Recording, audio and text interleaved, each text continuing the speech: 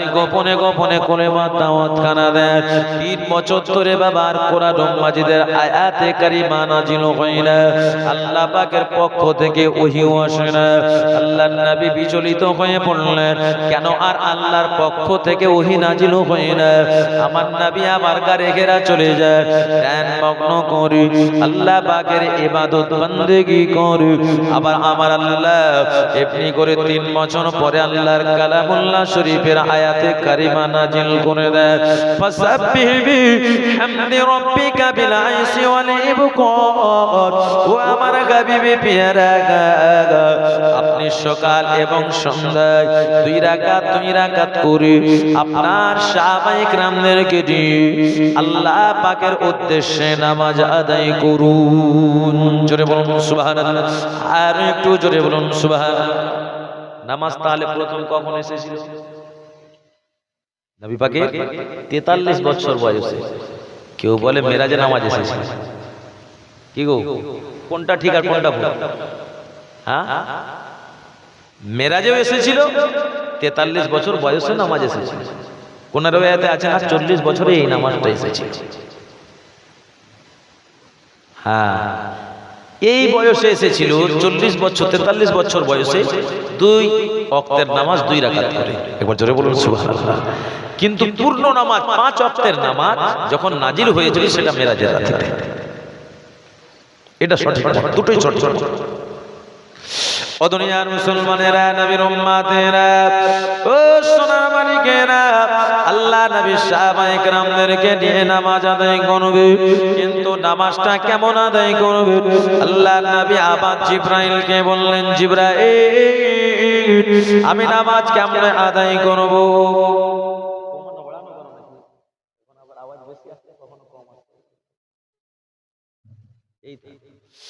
ও ফেরেশতা জিবরাইল, আমি নামাজটা কেমন আদায় করব? ওই সময় বাবা জিবরিল আমিন বলে দিলেন, কারণ এখন নামাজ কেমন আদায় করতে হয় আমরা সব জানি। কেউ জানি না? কি করে জানলাম? শিখলাম কারো কাছে। আমার নবীর কাছে প্রথম নামাজ এসেছে। আমার নবী বলেন, জিবরাইল, আমি নামাজ কেমনে পড়বো? আমার আল্লাহ নামাজের তালিকা পাঠিয়ে দিলেন। বিসমিল্লাহির রহমানির রহিম, ইয়া আইয়ুহাল্লাযীনা আমানু ইযা কুমতুম ইলাস সালাত ফাগসিলু উজুহাকুম ওয়া আইদিয়াকুম ইলাল মারাফিক ওয়া আমসাহু বিরুশিকুম ওয়া আরজুলাকুম ইলাল কাবাইন। জোরে বলুন সুবহানাল্লাহ। ও নবীর উম্মতেরা শুনে রেখে দেন, জেনে রেখে দেন, আমরা নামাজ আদায় করি, উজু যদি না করি নামাজ হবে কি হবে? উজু ছাড়া নামাজ নেই। তাহলে উজু কেমন করতে হবে? উজুর মধ্যে ফরজ কটা? কটা? 3টে। কটা? হ্যাঁ, মনে থাকবে তো? মনে থাকবে? 3টে ফরজ, 4টা। ভুল না হয় 4টা ফরজ। একটা ফরজ ছুটে গেলে একবার সব বেকার। আমার আল্লাহ কোরআন মাজিদে জানিয়ে দেন, ইয়া আইয়ুহাল্লাযীনা আমানু, হে ঈমানদারগণ, হে বিশ্বাসীগণ, ফাগসিলু আইয়ুহাল্লাযীনা আমানু ইযা কুমতুম ইলাস সালাত, তোমরা যখন নামাজ আদায় করবে তখন তোমরা ধৌত করে নেবে। ফাগসিলু, কাসালা ইয়াগসিলু শব্দের অর্থ হলো ধৌত করা। বাবা, এমন করে দেখা হয় উজুহাকুম, তোমাদের মুখমণ্ডল, এ মুখমণ্ডল ধৌত করা হচ্ছে ফরজ। ও নওজওয়ানেরা, আল্লাহ নবীকে জিবরাইল বলেছিলেন, ওয়া আইদিয়াকুম, ইয়াদুন শব্দের অর্থ হলো হাত, আইদিয়াকুম শব্দের অর্থ হলো 2 হাত, ওয়া আইদিয়াকুম ইলাল মারাফিক, এই মারাফিক শব্দের অর্থ হলো কোনই পর্যন্ত, এই কোনই পর্যন্ত হাত ধৌত করা হচ্ছে ফরজ। ওয়া আমসাহু বিরুশিকুম, মাথা মাসা করা। আমি সব উজু টুজু করলাম, মাথা মাসা না করলে উজু হবে? কি হবে? হবে না। ও নবীর উম্মতেরা, উজু করতে, মাথা মাসা করতে গেলে কতটুকু করতে হবে? 1/4 মাথা, 4 ভাগের 1 ভাগ এটা মাথায় রাখবে। বেশি হয়ে গেলে কোনো অসুবিধা নেই, কিন্তু কম হলে ফরজ তারাক হয়ে যাবে। ও সোনার মানিকেরা, 4 নম্বরে জানিয়ে দিলেন ওয়া আরজুলাকুম ইলাল কাবাইন, এবং রাজুলুন শব্দের অর্থ এমনি করে বাবা হয় দেখায়, রিজলুন শব্দের অর্থ হলো পা, ওয়া আরজুলুকুম এমনি এর শব্দের অর্থ হলো 2 পা, ইলাল কাবাইন এমনি করে টাকনু পর্যন্ত, পায়ের গোড়ালি পর্যন্ত, তার উপরি ভাগ পর্যন্ত আমাদের 2 পা ধৌত করতে হবে। ও নওজওয়ানেরা, যুবকেরা, হুজুর হলো এই 4টে ফরজ কুল্লি করতে হবে, নাকে পানি দিতে হবে। যদি কুল্লি না করি, নাকে পানি না দিই, উজু হবে? উজু হয়ে যাবে। কুল্লি না করলে উজু হয়ে যাবে, নাকে পানি না দিলে উজু হয়ে যাবে। এগুলো হচ্ছে সুন্নাত, মাথায় রাখবেন। আপনি গোসল করতে করতে আপনি মাথা মাসা করে নিলে পুরো অঙ্গটাই তো ভিজে গিয়েছে, হ্যাঁ, মাসা করে নিলে আপনার উজু হয়ে যাবে। বলুন না সুবহানাল্লাহ। ও দুনিয়ার মুসলমানেরা, নবীর উম্মতেরা, ও সোনার মানিকেরা, একটু খেয়াল করে শুনে গেদান, জেনে গেদান। আল্লাহ নবী সাহাবায়ে কেরামদেরকে নিয়ে নামাজ কালাম আদায় করেন, গোপনে গোপনে আদায় করেন। এমন সময় বাবা দেখা যায় কুফার কুরাইশেরা, এরা কিন্তু বুঝতে পড়ে যায় মুহাম্মদ সাল্লাল্লাহু এমনি করে কিছু সংখ্যক মানুষদেরকে নিয়ে সামনে কোনো কিছু কুর্তি না রেখে ফাঁকা ফাঁকা জায়গা নামাজ আদায় করি। আমরা তো খানায় কাবাতে লাত, উবাল, উজ্জা এই মূর্তিগুলো রয়েছে, এদের সামনে গিয়ে আমরা পূজার্চনা করি। এ মুহাম্মদ ইবনে আব্দুল্লাহ কাকে সিজদা করি? এদিকে বাবা আবু জেহেল ওরফে আবুল আহকামের কানে খবর চলে যায়। এ আবুল আহকাম খেপে গিয়ে আমার নবীকে ধরে, এ মুহাম্মদ ইবনে আব্দুল্লাহ, তুমি কাকে ফাঁকা ফাঁকা জায়গা, কাকে খালি খালি জায়গা সিজদা করো? ও নওজওয়ানেরা, যুবকেরা, এমন সময় আমার নবী বলে, আমি সিজদা করি যিনি আমাকে সৃষ্টি করেছেন, তোমাকেও সৃষ্টি করেছেন, সারা জাহানকে সৃষ্টি করেছেন, সেই স্রষ্টা আমার আল্লাহ পাককে। একবার জোরে জোরে বলুন সুবহানাল্লাহ। আবু জেহেল কেঁপে গেল, কারণ মুহাম্মদ নতুন ধর্ম প্রচার করে। ও নওজওয়ানেরা, যুবকেরা, আবু জেহেলের গদিটা ভেঙে যাবে, কারণ পৃথিবীর জমিনে যত বাবা দাঙ্গা বাঁধে 3টে জিনিসকে কেন্দ্র করে। এই 3টে জিনিস নিয়ে সমস্যা। একটা হলো বাবা নারী, 2 নম্বর হলো গদি, সিট, পদ। ও নওজওয়ানেরা, 3 নম্বর হলো সম্পত্তি। এই 3টে জিনিসকে কেন্দ্র করে পৃথিবীর জমিনে সব সমস্যা আর ঝামেলা, সব মারামারি আর যুদ্ধ। ও দুনিয়ার মুসলমানেরা, নবীর উম্মতেরা, এই দেখেন আমাদের ভারতবর্ষে কেমন দাঙ্গা লাগছে একমাত্র গদির জন্য। কি ভুল বলছি? ওয়েস্ট বেঙ্গলে চিফ মিনিস্টারের গদি ছিনানোর জন্য অন্য দল লড়াই করে, কতজনের প্রাণ চলে যায়, কি যাচ্ছে না? হ্যাঁ, এখানে অনেক আলোচনা আছে। তো দেখবেন 3টে জিনিসের মধ্যে সব ঝামেলা। এক হচ্ছে মেয়ে নিয়ে হয়, দেখবেন স্বামী স্ত্রীর সঙ্গে সমস্যা, না হলে কোনো ছেলের সঙ্গে আপনার প্রেম জুড়ে গিয়েছে, কোনো এমনি করে ভাবিরা এমনি কোনো পাড়া প্রতিবেশীর সঙ্গে 2-4 ছেলের বাপের সঙ্গে লাইন মারছে। কি ভুল বলছি? এগুলো সমস্যা আছে না নেই? সব সমস্যা ভর্তি। আরে বাহ, আমার যুবক ভাইরা খুব হাস্য দেখছি। হ্যাঁ, ঠিকই আছে। অদনিয়ার মুসলমানেরা, নবীর উম্মতেরা, এই 3টে জিনিস কেন্দ্র করে সবই সমস্যা বাবা। ও আমার আম্মা জানেরা, সাবধান, কারণ একবারে 5 স্লিপ খাবেন না। 5 স্লিপ খেলে সমস্যায় কিন্তু বাবা এমনি করে জড়িয়ে যাবে। ও নওজওয়ান যুবকেরা, মেয়েদের ছলনায় পড়বে না বিবাহের আগে, এটা মাথায় রাখবে। পড়লে কিন্তু বাবা সমস্যা রয়েছে। ও নবীর উম্মতেরা, একটু খেয়াল করে শুনে কেনান, এমন সময় দেখা যায় আবু জেহেল কিন্তু দল পাকাচ্ছে, মুহাম্মদকে এবার শায়েস্তা করতে হবে। ও নতুন ধর্ম প্রচার করে আল্লাহ পাকের কালামুল্লাহ শরীফের আয়াতে কারিমা নাযিল হয়ে যায়, ফানজির আসিরাতাকাল আকরাবিন। ও নবী, আর গোপনে গোপনে নয়, আপনি প্রকাশ্যভাবে ইসলাম প্রচার করুন। আর একটু জোরে বলুন সুবহানাল্লাহ। আল্লাহর নবী বলেন প্রকাশ্যভাবে কেমন করব? বাড়ি বাড়ি গিয়ে করলে এমনি করে আমাকে কেউ আক্রমণ করতে পারে, তার থেকে ভালো আমায় কেউ সবাই মানে। এখন তো আমার ইসলাম ধর্ম প্রচার করার কথাটা কোথাও ছড়ায়নি। আল্লাহর নবী সাফা পাহাড়ে চলে গেলেন, মক্কাতুল মুকাররমার জনগণকে ডাক দিলেন, ও বনু হাশিম গোত্রের লোকেরা, ও বনু কুরাইশ গোত্রের লোকেরা, ও বনু কাব কিলাব গোত্রের লোকেরা, আমি আল-আমিন এসেছি। আমি তোমাদের কিছু সজাগ করার জন্য উপদেশ কানা দেব। তোমরা সাফা পাহাড়ে চলে আসো। মক্কাতুল মুকাররমার লোকেরা আমার নবীকে অনেক বিশ্বাস করতেন, মানতেন বাবা। তারা এই বিশ্বাস করার কারণে আমার নবীকে আল-আমিন লকাব করা দিয়েছিলেন। তারা দেরি না করে আমার নবী পাকের ডাক পাওয়ার সাথে সাথে তারা সাফা পাহাড়ে চলে আসলেন। আল্লাহর নবী বললেন, ও এমনি করে মক্কার লোকেরা, আমি মুহাম্মদ ইবনে আব্দুল্লাহ জানিয়ে দিলাম, ওই যে শত্রু বাহিনী, এই যে দেখো পাহাড়, এই পাহাড়ের পাদদেশে অনেক শত্রু বাহিনী, তাদের কাছে যুদ্ধের সব সরঞ্জাম রয়েছে। তারা সংখ্যায় অনেক গুণে গুণে বেশি, আর আমরা সংখ্যায় অনেক গুণে গুণে কম। আমার কাছে অস্ত্র শস্ত্র কিছু নাই, তাদের সঙ্গে লড়াই করে পেরে উঠতে পারবো। সকলে বলল, না না না, লড়াই করে পেরে উঠতে পারবো না। আল্লাহর নবী বলেছিলেন, ওই শত্রুদের মোকাবিলার হাত থেকে বাঁচতে হবে কিনা? হ্যাঁ, বাঁচতে হবে।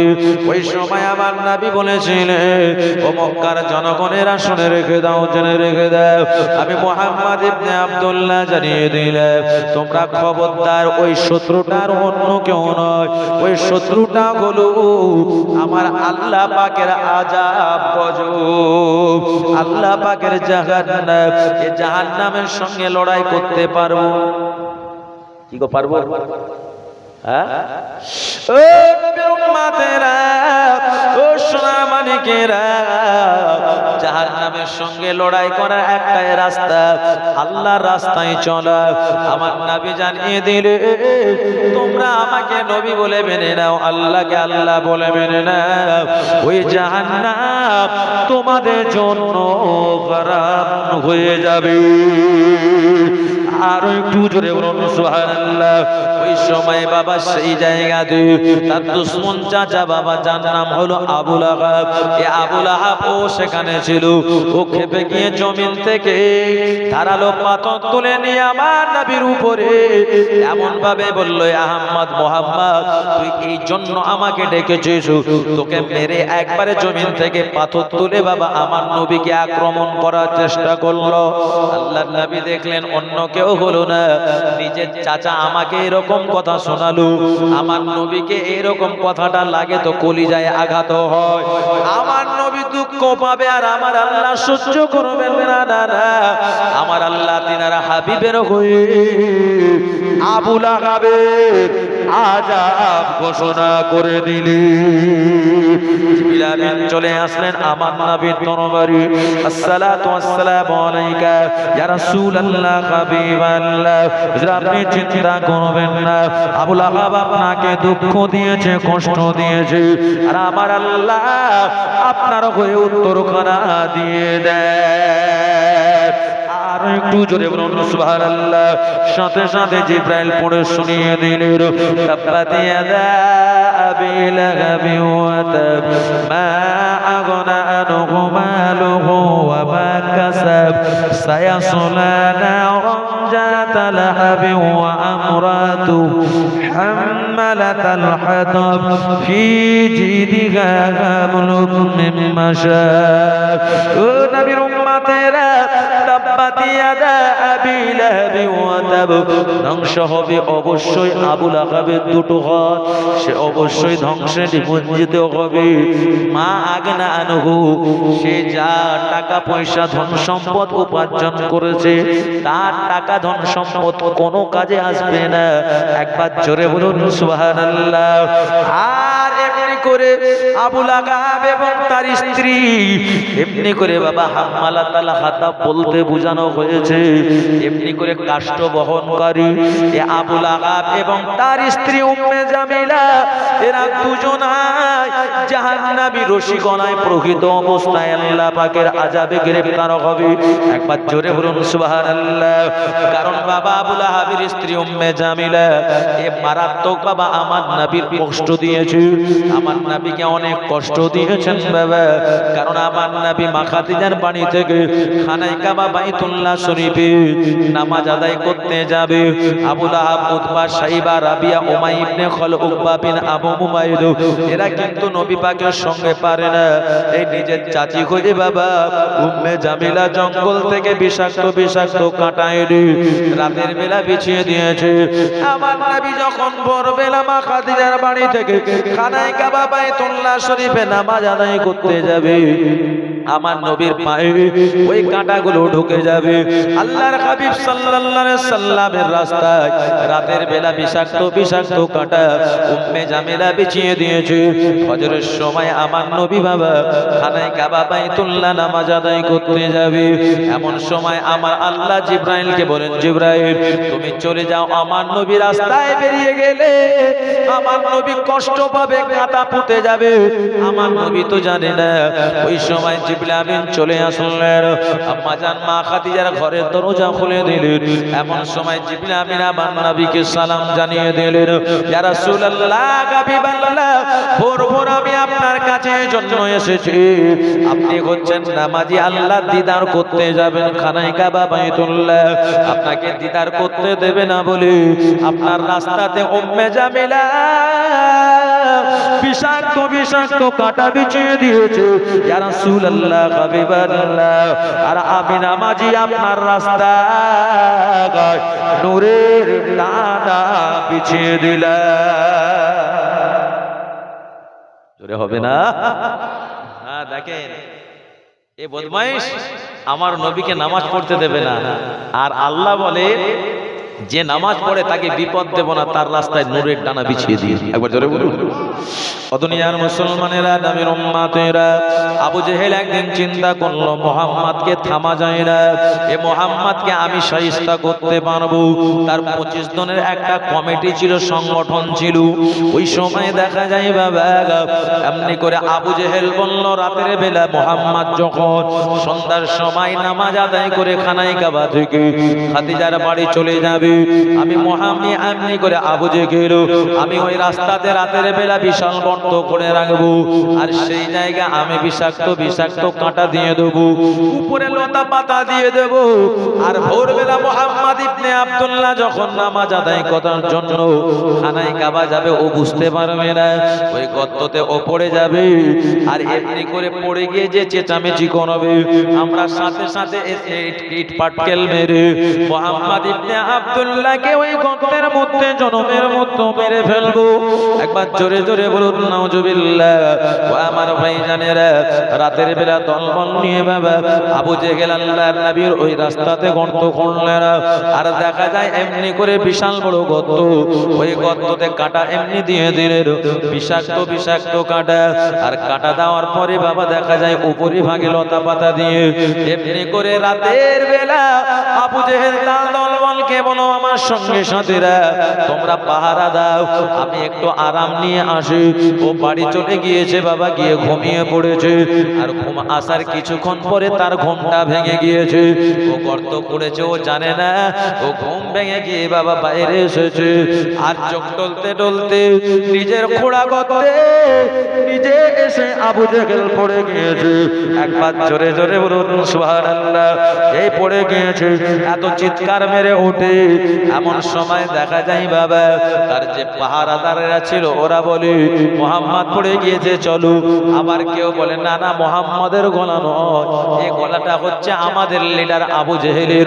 ওরা এসে তর্ক বিতর্ক শুরু করে দিল, এসে দেখে সত্যি সত্যি মুহাম্মদ নয়, মূর্খ আবু জেহেল গর্তের মধ্যে পড়ে রয়েছে। তারা ওই সময় আবু জেহেল বলে, ও আমার সঙ্গী সাথীরা আমাকে তোলো। ওরা যে তুলতে লাগলো বাবা, আবু জেহেলের এমনি করে শরীরটাকে কেউ নাগাল পায় না, আর কেউ যদি নাগাল পেলেও বাবা তার শরীরটাকে এমন বড় পাথরের ন্যায় ভারী করে দিয়েছে। আবু জেহেল এমনি করে দেখা যায় আবু জেহেলকে যে ধরে রয়েছে ও সে গর্তে পড়ে যাবে। ও তাড়াতাড়ি হাত সরিয়ে নিলে। আবু জেহেল বলল, না না না, তোদের দ্বারা এই কাজ হবে না। খানায় কাবাতে আমার ভাতিজা মুহাম্মদ রয়েছে, সেই একমাত্র আমাকে তুলতে পারবে। এমন সময় আমার নবীকে ডাকা হলো। আল্লাহর নবী মনে এত মায়া দয়া বাবা, শত্রুকেও বন্ধু রূপে গ্রহণ করতে আমার নবী চলে আসলেন। আল্লাহর নবী বললেন, চাচা যান কথা দেন, আপনাকে তুলে দেব, ঈমানের কলেমা পড়বেন। আবু জেহেল বলল, হ্যাঁ হ্যাঁ পড়ে নেব। এমন সময় আমার নবী হাত কানা যে বাড়িয়েছে, লোহার সঙ্গে যেমন বাবা চুম্বক লাগালে যে আকর্ষণ হয়, আমার নবী পাকের সঙ্গে আবু জেহেলের আকর্ষণ আলগা হয়ে উঠে যায়। একবার জোরে জোরে বলুন সুবহানাল্লাহ। এই উঠে গিয়েছে নরাধম আবু জেহেল বলে, এ মুহাম্মদ ইবনে আব্দুল্লাহ, না না না, তোর মতো জাদুকর দ্বিতীয় আরো কারোকে দেখি না। সব থেকে বড় জাদুকর বলুন নাউজুবিল্লাহ।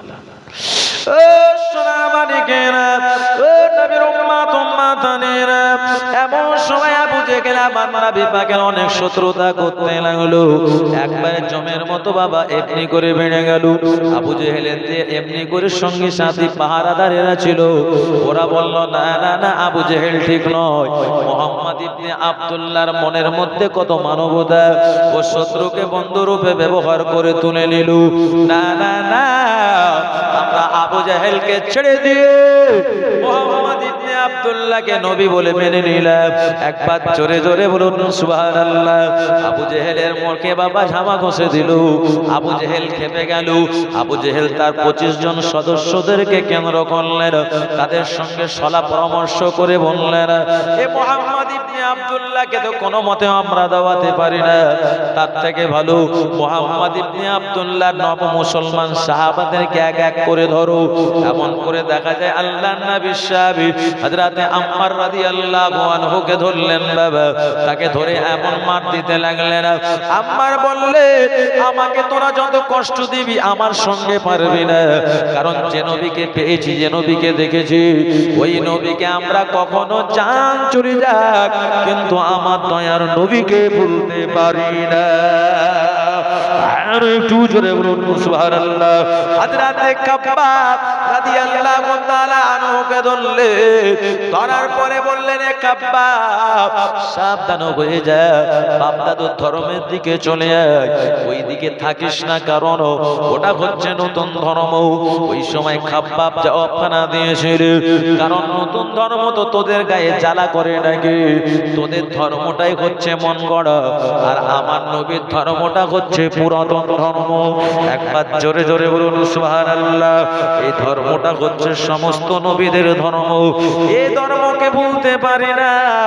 হযরতে কাব্বাব রাদিয়াল্লাহু আনহুকে বাবা লোহা গরম করে লাল করে দিলে, আর ওই লোহাটা বাবা মরুভূমির কাছে বাবা দুই দিকে কাব্বাবকে বাবা এমনি করে লোহা লাল রেখে দিয়ে, আর এমনি করে মরুর বালিতে শুইয়ে দিলে, সিনার উপরে একটা বিশাল বড় পাথর চাপিয়ে দিলে, হযরতে কাব্বাবের পিঠের চামড়াগুলো, গোশতগুলো, চর্বিগুলো ফুটে বাবা, ও নওজওয়ানেরা, ও যুবকেরা, তরুণেরা, বাচ্চারা, হযরতে কাব্বাবের কি কষ্ট বাবা। হযরত ওমর ফারুক রাদিয়াল্লাহু তাআলা আনহু জামানা পর্যন্ত তিনি বেঁচে ছিলেন। ওমর ফারুক বলেছিলেন, ও আমার সাহাবায়ে কেরামেরা, এমনি করে আল্লাহর নবী সাহাবীরা শুনে রেখে দাও, জেনে রেখে দাও, এই ঈমান আনার জন্য কাব্বাবের যা কষ্ট হয়েছে, এই কাব্বাবকে ঈমান আনার জন্য বেঈমানেরা লোহা লাল গরম করে, সেই লাল গরম লোহাতে তাকে শুইয়ে দিয়ে সিনার উপরে পাথর চাপিয়ে দিয়েছে। কাব্বাবের প্রতি ধর্মের কত ভালোবাসা, আমার নবী পাকের কি প্রেম ছিল, কাব্বাব জান দিতে রাজি, আমার নবীকে ভুলতে রাজি নয়। জোরে হবে না? ও নবীর উম্মতেরা, ও সোনামানিকেরা, হযরতে কাব্বাবের পিঠটা দেখানো হয়েছিল ক্ষতর জায়গা। কাব্বাবের ইন্তেকাল হওয়া পর্যন্তই ছিল। আমার নবী বলেছিলেন আমার সাহাবী কাব্বাব ইসলাম আনার জন্য এত কষ্ট করেছিল, ওই জায়গাতে আমার আল্লাহ কিয়ামতের ময়দানে নূর চমকাবে। আর একটু জোরে বলুন সুবহানাল্লাহ। ও নবীর উম্মতেরা একটু খেয়াল করে শুনে নেন, আল্লাহ নবীর প্রাণপ্রিয় সাহাবী হযরত বেলাল। এই বেলাল কিন্তু বাবা ছিলেন উমাইয়া ইবনে খলফের গোলাম। বেলাল বাবা এমনি করে আমার নবীকে দেখেছেন। আল্লাহর নবীকে দেখার পরে দেখলেন তার কথাবার্তা শুনে বেলাল ভুলতে পারে না, এত সৎ চরিত্রের মানুষ, তিনি নবী ছাড়া আর কেউ হতে পারে না। তিনি এমনি করে সদা সর্বদা বললেন আপদে বিপদে মুসিবতে পড়লে পরে ঈমান এমনি করে সত্য কথা বলবে, সত্য কথা বললে অবশ্যই আল্লাহর পক্ষ থেকে সাহায্য থাকবে। এমনি করে বাবা দেখা যায় বেলাল আমার নবীর প্রতি ঈমান এনেছে। জোরে বলুন সুবহানাল্লাহ। এই খবরটা বাবা উমাইয়া ইবনে খলফের কানে চলে যায়। আর আবু জেহেল, উকবা বিন আবু মুবাইদ, সাইবা ইবনে রাবিয়া, উতবা ইবনে রাবিয়া, উমাইয়া ইবনে খল সবাই খেপে গেল। আর উমাইয়া ইবনে খলকে বাবা এমনি করে সবাই হটকারিতা দিতে লাগলো। এ উমাইয়া, কুফার কুরাইশদের একজন লিডার মনে করো, নিজেকে তুমি একটা বড় লিডার মনে করো, আর তোমার বাড়িটার খবর তুমি নিয়েছো। উমাইয়া বলে কি হয়েছে আমার বাড়ির খবরটা বলো। ওই সময় সমস্ত বেঈমানেরা বলল উমাইয়া তোমার যে এমনি করে কালো গোলাম হাবশি গোলাম বেলাল, এই বেলাল নাকি মুহাম্মাদের প্রতি ঈমান এনেছে, আমাদের বাপ দাদুর ধর্ম ভুলে গিয়ে। উমাইয়া ইবনে খলফ সে সময় খেপে গেল। উমাইয়া ইবনে খলফ বলে এটা আমি বিশ্বাস করতে পারি না। তুমি যদি বিশ্বাস না করতে পারো বাড়িতে খবর নাও। বাড়ি বাবা উমাইয়া ইবনে খলফ চড়ে ঘুরে চলে গেল। আর গিয়ে বাবা দেখা যায় বেলালকে ধরে, বেলাল তুই সত্যি করে বল তুই নাকি নিজের বাপ দাদুর ধর্ম ত্যাগ করে দিয়ে মুহাম্মদ ইবনে আব্দুল্লাহ ধর্ম গ্রহণ করেছিস? বেলাল কোনো কথা বলে না। আমি বেলাল এখন সত্য বলবো না মিথ্যে বলবো? সত্য বললে আমি পরিত্রাণ পেয়ে, এমনি করে সত্য কথা বললে আমি বেলাল আমার এখন হাড় গোস্ত সব জড়িত হয়ে যাবে। আর মিথ্যে কথা বললে আমি বেলাল আমি বেঁচে যাব। আর আমার নবী বলেছেন মিথ্যে বলো না, আপদে বিপদে মুসিবতে পড়লে পরে সদা সর্বদা সত্য বলবে। একবার জোরে জোরে বলুন সুবহানাল্লাহ। ও নওজওয়ানেরা, যুবকেরা, হযরত বেলাল রাদিয়াল্লাহু আনহুর ঈমানের কি মর্যাদা! সমস্ত শত্রু বাহিনী বেলাল বলে না না না, আমার নবী আমাকে বড় ভালোবাসে, আমিও আমার নবীকে ভালোবাসি। হযরত বেলাল ওই সময় জানিয়ে দিলেন মক্কার মানুষেরা, ও আমার মুনিব উমাইয়া ইবনে খলফ, আমি বেলাল, আমার নবীর প্রথম শিক্ষাই হলো সত্য কথা বলা। একবার জোরে জোরে বলুন সুবহানাল্লাহ। বেলাল বললেন আমি নতুন ধর্ম নয়, বাপ দাদুর ধর্ম ছেড়ে দিয়ে আমি বেলাল যে ধর্মকে আমার আল্লাহ পছন্দ করে সেই ধর্মকে ধর্ম বলে মেনে নিয়েছি, মুহাম্মদ সাল্লাল্লাহু আলাইহি সাল্লামকে নবী বলে মেনে নিয়েছি। আর একটু জোরে বলুন সুবহানাল্লাহ। ও নওজওয়ানেরা, যুবকেরা, তরুণেরা, বাচ্চারা, হযরত বেলালের উপরে এত কষ্ট রাহাজানি শুরু হয়ে যায়। বেলালকে বাবা খাওয়া দাওয়া বন্ধ করে দিলে একদিন, দুই দিন, তিন দিন পার হয়ে যায়।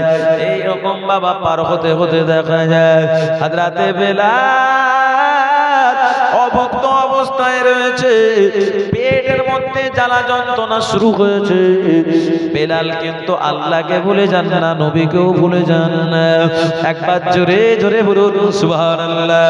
ও নবীর উম্মত উম্মাতানিরা, ও আমার আম্মা জানেরা, শুনে রেখে দেন, জেনে রেখে দেন, ঈমান আমরাও এনেছি, মুসলমান আমরাও হয়েছি, কিন্তু আমরা আমাদের ধর্মটাকে বাবা ব্যবসার মতো আমরা এমনি করে বহন করি।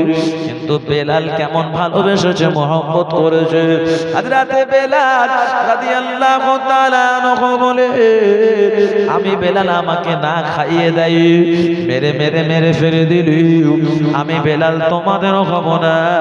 আমি সত্য ধর্ম সত্য নবী পেয়েছি, এই নবীকে আমি ভুলতে পারি না। আমি নবীর জন্য জান দিয়ে দেব। আর একটু জোরে বলুন সুবহানাল্লাহ।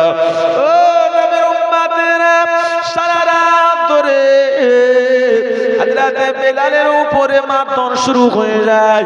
উমাইয়া ইবনে খালদ হযরতে বেলালকে মারধর করে। হযরতে বেলাল ও করেন না, ও করেন না, সারা রাত ধরে মারতে মারতে উমাইয়া ইবনে খালদ হাঁপিয়ে গেলেন বাবা, তবু বেলালকে মারতে ছাড়ে না। হযরতে বেলালকে সকালবেলা বলে, হে বেলাল, তোমার ঈমান আনার স্বাদ মিটেছে। হযরতে বেলাল সশরীরে বাবা জবাব দিয়ে দিলেন, এ আমার মনে বুবাইয়া, আমাকে খেতে না দাও, আমাকে মারতে মারতে মেরে ফেলে দিলে। আমি বেলাল আমার নবীকে ভুলতে পারি না। আর একটু জোরে বলুন সুবহানাল্লাহ। বেলালকে বাবা এমনি করে দেখা যায় নওজওয়ান যুবকদেরকে সকালবেলা এই শীতের রাত্রিতে পায়ে বাবা দড়ি বেঁধে দিলেন, দুই পায়ে দুটো দড়ি বেঁধে দিয়ে হযরতে বেলালকে পাড়ার ছেলেরা এমনি করে বাবা অলিগলিতে খেচড়ে ছিচড়ে এমনি করে টানে বাবা। বেলাল রাদিয়াল্লাহু আনহুর নরম শরীর এমনি করে চামড়াগুলো রাস্তার নুড়ি বালিকা করে ক্ষত বিক্ষত হয়ে যায়, রক্তগুলো টকবক করে পড়তে থাকে। বেলালের শরীরের চামড়াটা বাবা জর্জরিত হয়ে যায়। বেলাল এমনি করে মনে মনে আল্লাহ পাকে জিকির করে। ও নবীর উম্মতেরা, তিনি ইসলামের প্রতি বেলালের কি ভালোবাসা। হযরতে বেলালকে বাবা এমনি করে পাড়ার ছেলেরা, কুকুরের বাচ্চা নাই, বেলালকে হিচড়ে ঘুচড়ে টানে। হযরতে বেলালের নরম শরীর ক্ষত বিক্ষত হয়ে যায়। গরম মরুর বালিতে বেলালকে শুইয়ে দিয়ে সেই বেলালের সিনার উপরে অনেক বড় ভারী পাথর চাপিয়ে দিলে। সারাদিন উত্তপ্ত গরম মরুর বালিতে হযরতে বেলাল তবু আমার আল্লাহ আল্লাহ রসুলকে বলে যান না।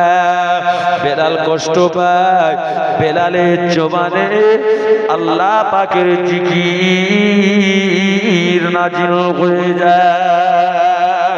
ও নবীর উম্মতেরা, সন্ধ্যার সময় বেলালকে আনা হলো। আর বেলালকে বাবা আবার জিজ্ঞেস করা হলো।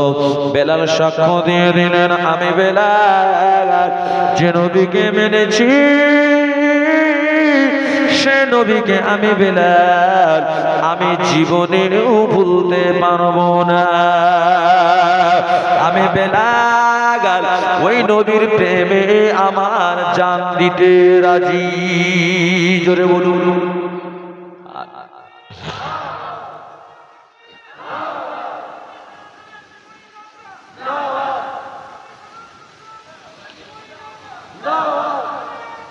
আল্লাহু আকবার। আমার ভাই জানেরা বেলাল কত রাজি দেখেন, বলছে নবীর জন্য আমি জান দিতে রাজি। জোরে বলুন। আর আমরা নবী পাকের ভালোবাসায় একটু রাত জাগতে পারি না, কি কষ্ট হয়? হ্যাঁ, কষ্ট হয়। জিকরে আমার গে জিকর গে পাতা জিকরে দাওয়া গে জিকর গে শফা আমাল করতে গে ওশকে একেলার কারো ওশকার বসে জিকর আল্লাহ हस्बी रब्बी जल्लल्लाह माफी कल्बी गैरुल्लाह नूर मुहम्मद सल्लल्लाह ला इलाहा इल्लल्लाह हस्बी रब्बी जल्लल्लाह माफी कल्बी गैरुल्लाह नूर मुहम्मद सल्लल्लाह ला इलाहा इल्लल्लाह तेरे सदके में आका सारे जहां को तीनों मिलागा बेदीनों ने कलमा पढ़ा ला इलाहा इल्लल्लाह হবে না আর একটু চিনলে হবে না নারী দিবে सिमते नबी पूछ गिल गया आका ने उसने कहा सिमते नबी पूछ गिल गया आका ने उसने कहा गरो नबी बतलाओ जरा मेरे मोटे में क्या হবে না একটু চিল্লে হবে না सिमते नबी पूछ गिल गया आका ने उसने कहा करो नबी बतलाओ जरा मेरी मोटी में क्या आका का फरमान हुआ और फदले सुबहान हुआ आका का फरमान हुआ और फदले सुबहान हुआ मुट्ठी से पत्थर बोला ला इलाहा इल्लल्लाह জোরে হবে না আইরো চিল্লে হবে না এ মূর্খ আবু জেহেল নবীকে পরীক্ষা করছে কি বলছে এ মুহাম্মদ সত্যি তোমার খোদা যদি এক হয় আর তুমি সে খোদার নবী হও আমার মুষ্টির মধ্যে কি আছে তুমি বলে দাও আমার নবী বলছে আমি কি বলবো খোদার সৃষ্টি পাথর খোদার সৃষ্টি যে তোমার হাতে রয়েছে সেই আল্লাহর কলেমা পড়ে নেবে সাথে সাথে পাথরও বলছে রাসূল আমি অন্য কেউ নয় আমি হচ্ছে আপনার উম্মত একটা পাথর একবার জোরে বলুন সুবহানাল্লাহ सिमते नबी पूछ गिल गया आका ने उसने कहा सिमते नबी पूछ गिल गया आका ने उसने कहा करो नबी बतलाओ जरा मेरे मोटे में क्या सिमते नबी पूछ गिल गया आका ने उसने कहा करो नबी बतलाओ जरा मेरे मोटे में क्या आका का फरमान हुआ और फदल सुबहान हुआ आका का फरमान हुआ और फदल सुबहान हुआ मुट्ठी से पत्थर बोला ला इलाहा इल्लल्लाह हस्बी रब्बी जल्लल्लाह माफी कल्बी गैरुल्लाह नूर मुहम्मद सल्लल्लाह ला इलाहा इल्लल्लाह ओ जो बिलाले खबूसी सरवर देखा प्यारा ओ जो बिलाले खबूसी सरवर देखा प्यारा दुनिया के हर आशिक की आंखों का ओ तारा आज चिल्ला हो बिना नारे देवे ओ जो बिलाले खबूसी सरवर देखा प्यारा दुनिया के घर आशिक की आंखों का ओ तारा जुल्म हुआ कितने उन पर सीने पर रखा पत्थर फिर भी लब में जारी था ला इलाहा इल्लल्लाह हस्बी रब्बी जल्लल्लाह माफी कल्बी गैरुल्लाह नूर मुहम्मद सल्लल्लाह ला इलाहा इल्लल्लाह अपने बहन से बोले उमर ये तो बता क्या करती थी अपने बहन से बोले उमर ये तो बता क्या करती थी मेरे आने से पहले चुपके चुपके क्या पढ़ती थी अपने बहन से बोले उमर ये तो बता क्या करती थी मेरे आने से पहले चुपके चुपके क्या पढ़ती थी बहन ने जब कुरान पढ़ा और फजल सुबहान हुआ बहन ने जब कुरान पढ़ा बहन ने जब कुरान पढ़ा और फजल सुबहान हुआ दिल उमर का बोल उठा ला इलाहा इल्लल्लाह হবে না আর চললে হবে না নারে তাকবীর নারে তাকবীর ও নওজওয়ান যুবকেরা তরুণেরা বাচ্চারা বেলালকে যখন মরুভূমির পানি থেকে আনা হলো হযরতে বেলালকে সারা রাত ধরে বাবা আবু জেহেল মারতে মারতে সে নিজে হাঁপিয়ে গেল কিন্তু বেলাল আহাও করেন না ওহো করেন না আল্লাহর নবী সাহাবী হযরতে আবু বকর যখন খবর পেলেন আবু বকর এসে উমাইয়া ইবনে খলফকে বোঝাতে লাগলেন উমাইয়া খবরদার তোমার বেলালকে এমন মার দিচ্ছ মারতে মারতে বেলাল তো মারা যাবে বেলালকে তার থেকে ভালো মরে গেলে তোমার তো ক্ষতি হবে ওদের কোনো ক্ষতি হবে না কারণ তুমি অনেক টাকা দিয়ে বেলালকে কিনেছো ওই সময় উমাইয়া বললেন না না না বেলালকে বিক্রি করাটাই আমার শ্রেয় মনে হয় আবু বকর বললেন আমি বেলালে তুমি যা দাম দিয়ে কিনেছো আমি আবু বকর তিন গুণ দাম বেলালে দিয়ে দেবো বেলালকে সাথে সাথে হযরতে আবু বকর তিন ডবল দাম দিয়ে কিনে নিলেন বাবা হযরতে বেলাল সেখান থেকে নাজাত পেলেন বেলালকে এত মার দিয়া হয়েছে বেলালের হাড়গুলো গুঁড়ো হয়ে গিয়েছে শরীরের চামড়াগুলো ক্ষত বিক্ষত হয়ে গিয়েছে আল্লাহর নবী ওই সময় আল্লাহর নবী সাহাবী আবু বকর হযরত বেলালকে বাবা দেখেন হাঁটতে পারে না চলতে পারে না বেলালকে আবু বকর দেখে আর আবু বকরের চোখ দিয়ে পানি জারি এই ঈমান আনার জন্য আমার ভাই বেলালের এত কষ্ট কতই না নবীকে ভালোবাসে মহব্বত করে আর বেলালের কষ্ট দেখে তিনি ইসলামের জন্য আবু বকর নিজের ঘাড়ে তুলে নিলেন ঘাড়ে তুলে নিয়ে কষ্ট করে হেঁটে হেঁটে নিজের বাড়ি চলে গেলেন বাড়ি নিয়ে গিয়ে সেবা শুশ্রূষা করলেন শেখ করলেন বাবা এমনি করে বেলাল যখন সুস্থ হয়ে গেলেন সুস্থ হওয়ার পরে বেলাল আবু বকরকে বলেছিলেন ও ভাই বেলাল বেলাল আবু বকরকে বলেছিলেন ভাই আবু বকর আমি বেলাল কথা দিচ্ছি সত্যি সত্যি আপনি আমার এতটা খিদমত করলেন সেবা করলেন আমি বেলাল সেবা শুশ্রূষা পেয়ে সুস্থ হলাম আমি বেলাল কথা দিলাম অনেক টাকা দিয়েও আপনি আমাকে কিনেছেন আমি বেলাল যতদিন বেঁচে থাকবো আমি আপনার গোলামতি করব হযরত আবু বকর বলেছিলেন ভাই বেলাল আমাকে এই কথা বলে তুমি দুঃখ দিও না কারণ আমি আবু বকর টাকার জায়গা আমার এক কটা টাকা দিয়ে তোমাকে কোরাই করেছি কিন্তু তোমার দিলেতে এত নবীর ভালোবাসা মহব্বত আমি আবু বকর আমার অন্তরে যদি ভালোবাসা মহব্বত না থাকে তুমি আমার চাকর কাটবে গোলামতি করবে আমি আবু বকর রাসূলের প্রেমিক যদি তোমার থেকে আমার কম হয়ে যায় আমার বেয়াদবি হয়ে যাবে ও ভাই বেলাল তুমি যদি নবীর প্রেমে ভালোবাসা তুমি মার খেতে পারো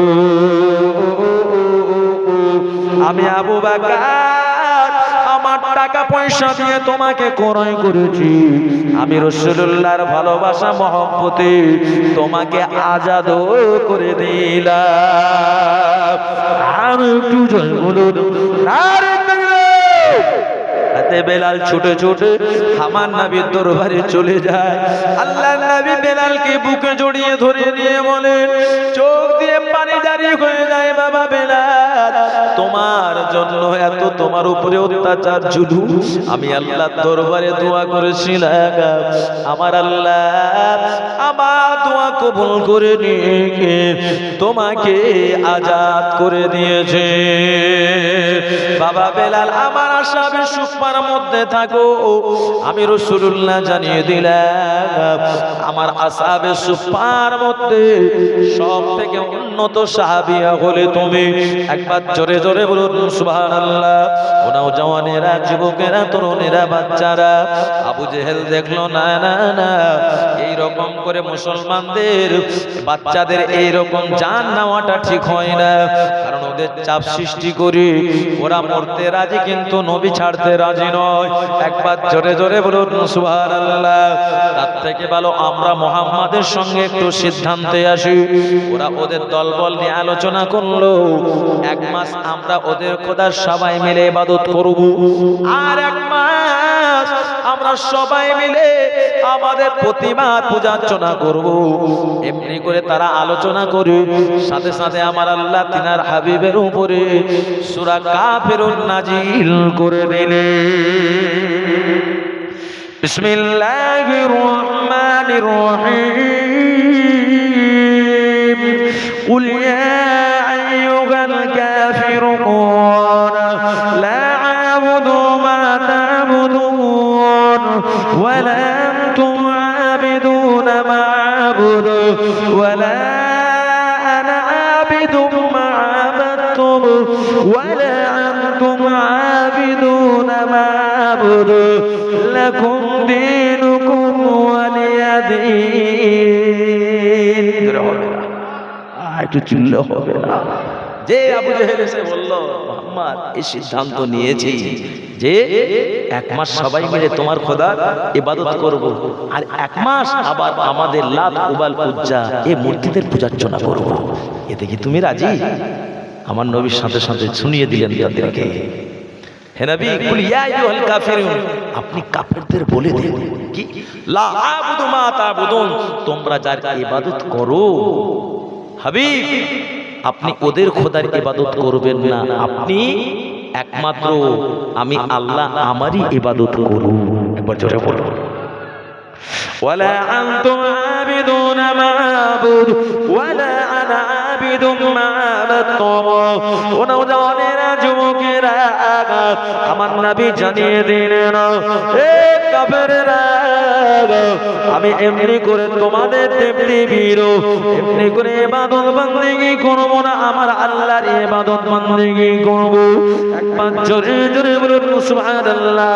আমার নবী জানিয়ে দিলেন তোমরা যার ইবাদত বন্দেগী করো আমরা তার ইবাদত বন্দেগী করব না, তোমাদের দেবদেবীর ইবাদত বন্দেগী করব না। ও কুফার কুরাইশরা, আমি মুহাম্মদ জানিয়ে দিলাম আমরা আমাদের যে আল্লাহ পাকের ইবাদত বন্দেগী করি আমাদেরকে করতে দেন, তোমাদের করতে হবে না।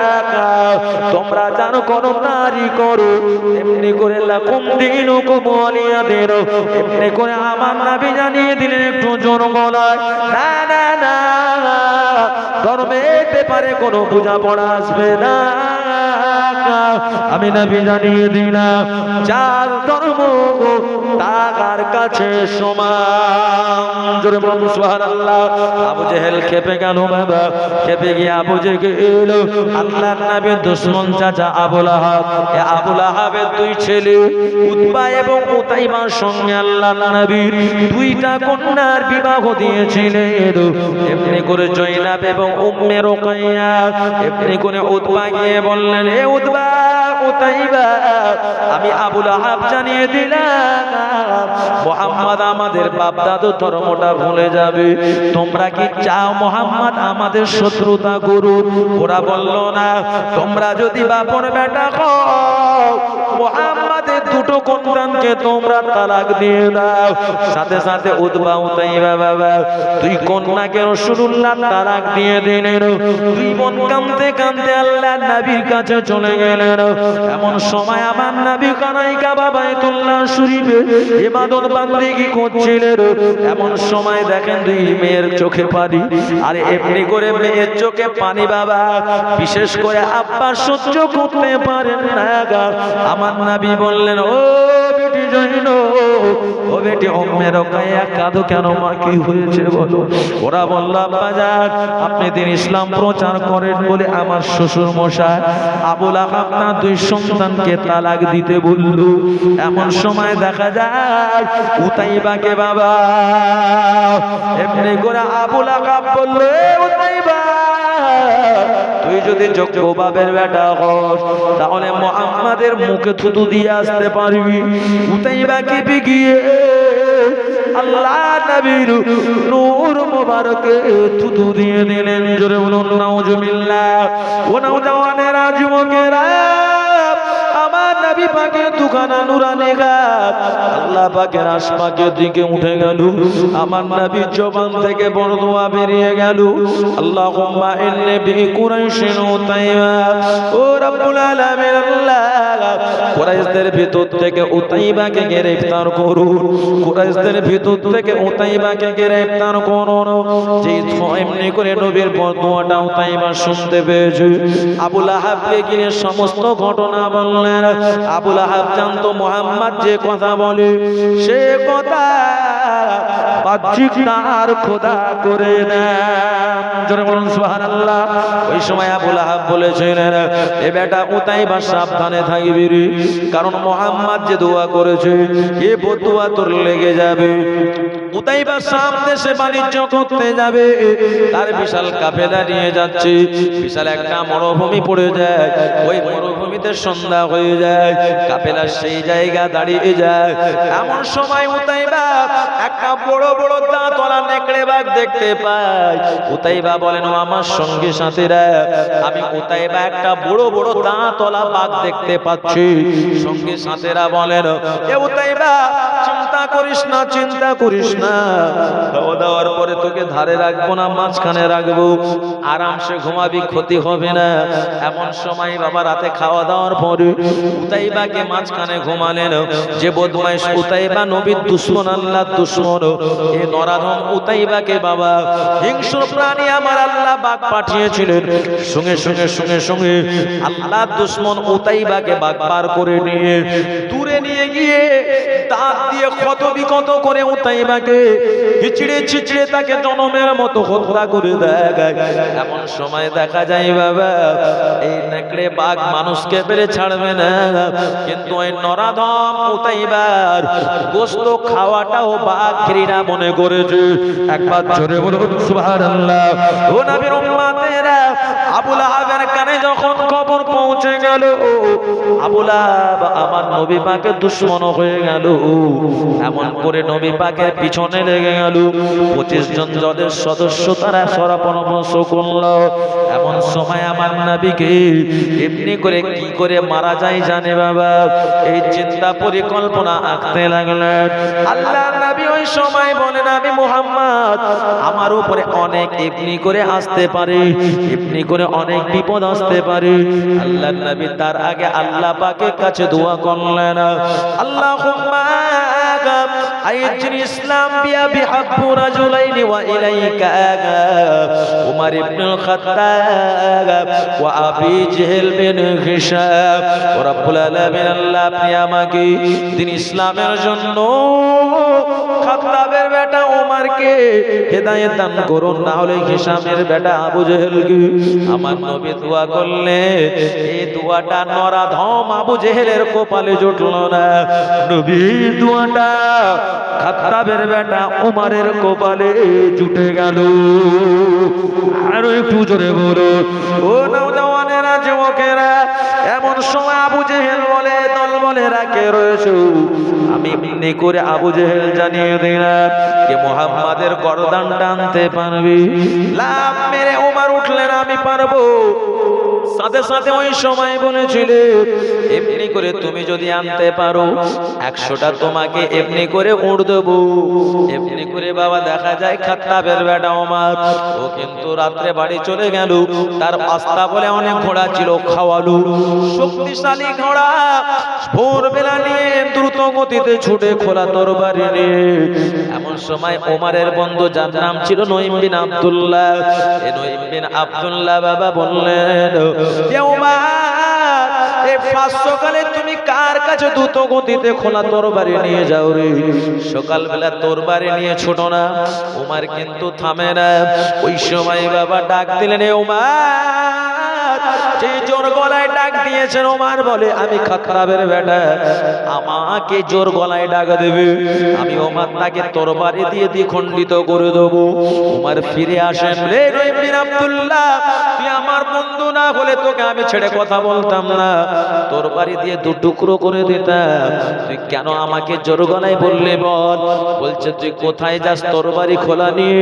বলছে আমি যাই মুহাম্মাদের গর্দান আনতে। বলুন নাউজুবিল্লাহ। ওই সময় রহিম বিন আব্দুল্লাহ বলেছিলেন না না না, আগে নিজের বাড়িটা সামলা, তারপরে মুহাম্মাদের গর্দান আনতে যাবি। ওমর কিন্তু থরথরে কেঁপে গেলেন, কি হয়েছে বল না? বলছে তোর বাড়িতে ঠিক নেই, আর তুই যাচ্ছিস সেই নবীর দুশমন করতে, তোর বাড়িতে সেই নবীকে প্রেম করে বসে আছে। একবার জোরে জোরে বলুন সুবহানাল্লাহ। তোর বোন ফাতেমা, তোর বোনাই আবু সাঈদ সেই নবীর প্রতি ঈমান এনেছে, জোরে বলুন সুবহানাল্লাহ। আর তুই যাচ্ছিস সেই নবীর গর্দান আনতে, তোর এমনি করে বোন এবং তোর বোনাই তো দুঃখ পাবে। এমন সময় ওমর ফারুক কিন্তু ছুটে ছুটে ফাতেমার বাড়ি চলে গেলেন।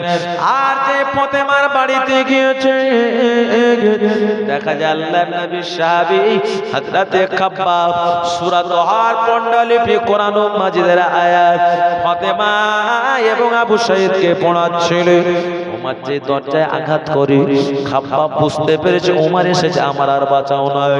ফাতেমার বাড়িতে বাবা একটা তক্তপোষ চৌকি ছিল, তার তলায় তিনি ভয়ে ঢুকে পড়েছেন। ও আমার ভাই জানেরা, এমন সময় ওমর ফারুক ঢুকে বললেন, এ বোন ফাতেমা, তুমি কি পড়ছিলে বলো? তুমি নাকি মুহাম্মাদের প্রতি ঈমান এনেছো। ফাতেমা ওই সময় বললেন, আমি মিথ্যে বললে বেঁচে যাব, কিন্তু সত্য বললে আমার ঘাড়ে বাড়ি পড়বে। ফাতেমা বললে, আমার বাড়ি আমার শরীরে, ওই মার পড়ুক, আমি জান দিতে রাজি আছি।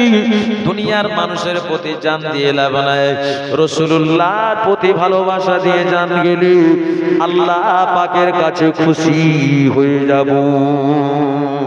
ও নওজওয়ানেরা, যুবকেরা, তরুণেরা, বাচ্চারা, এমন সময় ফাতেমা বললেন, আবার নবী বলেছেন আপদে বিপদে মুসিবতে পড়লে সত্য কথা বলতে হবে। এমন সময় আমি ফাতেমা, আমি মিথ্যে কি করে বলি? আমার নবী পাকের সম্মানটাকে উঁচু করে দিয়ে আমি ফাতেমা বললাম, ভাই ওমর, সত্যি আমি আমার নবীর প্রতি ঈমান এনেছি। একবার জোরে বলুন সুবহানাল্লাহ। ওমর খেপে গেলেন, খেপে গিয়ে তরবারির উল্টো পিঠে মাথায় বাড়ি দিলেন। আর বাবা মাথার একটু হাড্ডি এমন ভাবে হাড়টা কেটে উড়ে গিয়েছে, ফাতেমার মাথা থেকে বাবা রক্তের ফিনকি উড়ে গিয়ে ওমরের শরীরে পড়েছে। ওমরের শরীরে যে রক্ত পড়েছে, ওমর দেখে যে রক্ত আমার শরীরে, ওই রক্ত আমার বোন ফাতেমারও শরীরে। এই রক্ত আমি ওমর পার করে দিলাম। আমার বোন কত দুঃখ পেল, কষ্ট পেল, কারণ আমরা তো দুই ভাই বোন। আমি ওমর আমার বোনকে কষ্ট দিলাম। এমন সময় ওমর বলে, এ বোন ফাতেমা, তোমাকে আমি কষ্ট দিলাম বোন, তুমি কি পড়ছিলে বলো না, আমাকে শোনাও। একবার জোরে বলুন সুবহানাল্লাহ। কারণ বোনকে এবারে বাবা মানাতে হবে। বোন ফাতেমা ওই সময় বলেছে, ও নওজওয়ানেরা, যুবকেরা, তরুণেরা, বাচ্চারা, ওই সময় বোন ফাতেমা বলে, ভাই ওমর, উজু করে আসতে হবে। উজু করে আসলেন। এমন সময় বোন ফাতেমা আল্লাহ পাকের কালামুল্লাহ শরীফে সূরা তাহা পড়তে লাগলেন। বিসমিল্লাহির রহমানির রহিম।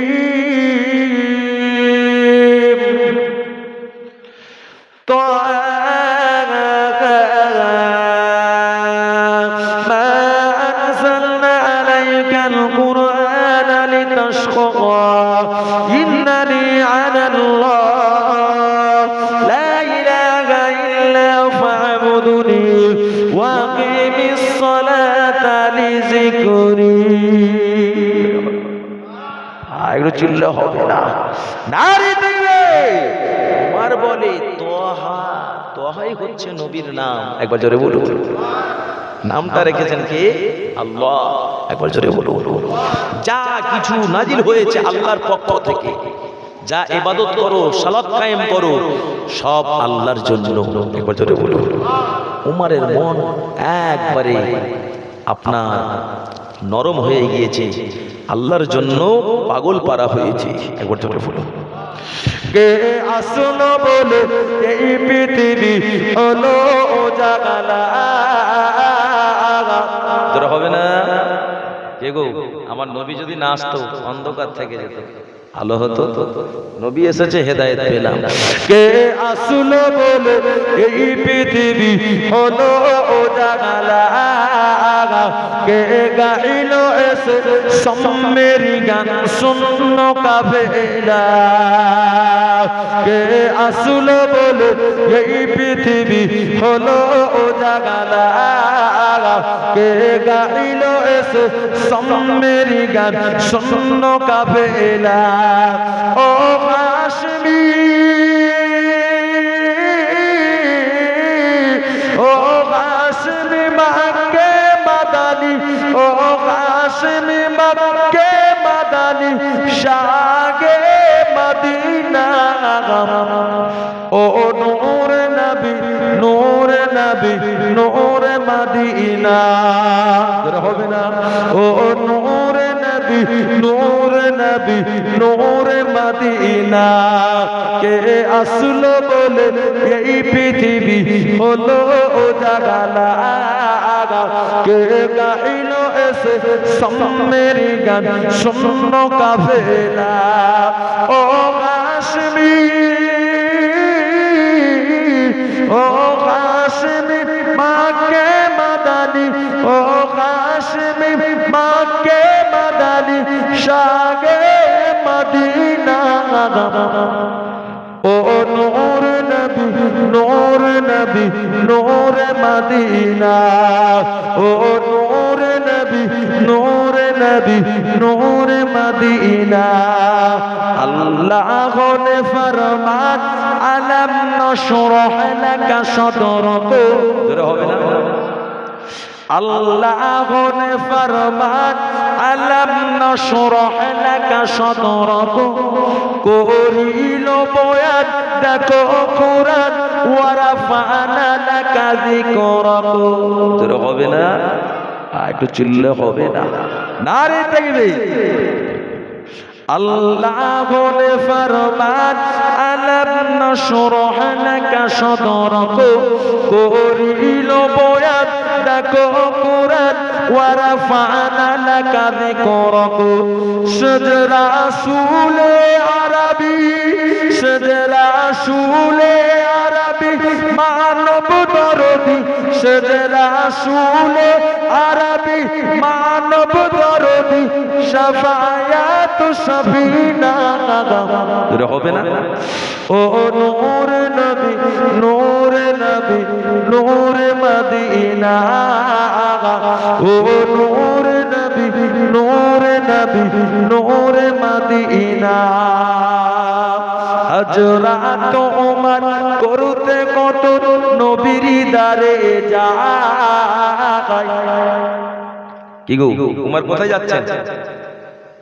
উমার কতল করতে নবীর দরবারে যাচ্ছিলেন, হ্যাঁ? ফিরে বোনের কাছে গেলেন। কবি কি বলছেন? হযরত ওমর করতে কতল নবীর দারে যায়। আর নূরানি কোরআন শুনে ওমর হেদায়াত পেয়ে যায়। হযরত ওমর করতে কতল নবীর দারে যায়। নূরানি কোরআন শুনে ওমর হেদায়াত পেয়ে যায়। নবীর চেহারা নূরানি, নবীর চেহারা নূরানি দেখে ওমর হয়ে যায় আমার নবীর দিওয়ানা। দূরে হবে না? একটু চিল্লে হবে না? নারে তাকবীর। ও নূর নবী, নূর নবী, নূর মদিনা। ও নূর নবী, নূর নবী, নূর মদিনা। দূরে হবে না? একটু চিল্লে নারে তাকবীর। উমার বলে, বোন কি শোনালে আমার, নবীর কাছে নিয়ে চলো। বোন ফাতেমা খাব্বাব বেরিয়ে আসলেন একবারে খাটের তলা থেকে, আর বোনাই আবু সাঈদ, তিনজন মিলে নবী উমারকে নিয়ে যাচ্ছে নবীর দরবারে। যে আল্লাহর নবী বাড়ির দরজার সামনে আঘাত দিল, নবী বললেন দরজাটা খুলো, কি আছে? এসে দেখছেন উমার। হুজুর উমার এসেছে। বলছে উমার? হ্যাঁ। বলছে তার তরবারিটা খাপের ভিতরে না তরবারিটা খোলা? বলছে হুজুর তরবারিটা খাপের ভিতরে। নবী বলছে উমার হিদায়াত পেয়ে গেছে। দরজা খুলে দাও, দরজা খুলে দাও। যে দরজা খুলে দিল, উমার এসে নবী পাকের কদম তলে নত জানু হয়ে বসে গেলেন। হুজুর আপনার গর্দান নিতে এসেছিলাম। নবী পাকের চেহারার দিকে তাকিয়ে টস টস টস টস করে পানি গড়িয়ে যাচ্ছে। হুজুর আমি উমার কি দেখছি? আমি আপনার গর্দান নিতে এসেছিলাম, আমি উমার ভুল করেছি। তরবারি নেন, আমার গর্দানটা আপনি নিয়ে এলেন। হুজুর আমি উমার কি দেখি? আপনার চেহারার কাছে এত নূর, আপনার চেহারার কাছে আসমানের চাঁদ হার মেরে যাবে। একবার জোরে বলুন আমি উমার, আপনি আমাকে ঈমানের কলেমা পড়িয়ে মুসলমান করিয়ে দিন। জোরে হবে না?